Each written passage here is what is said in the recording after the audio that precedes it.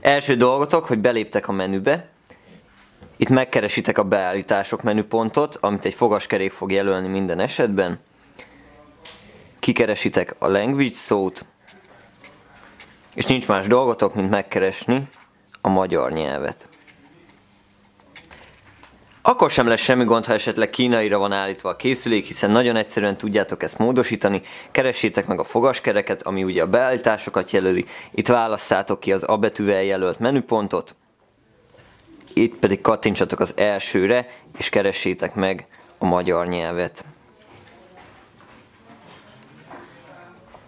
Ha bármilyen kérdésetek van, keressetek minket a Facebookon, vagy az info@mobilix.hu e-mail címen. Sziasztok!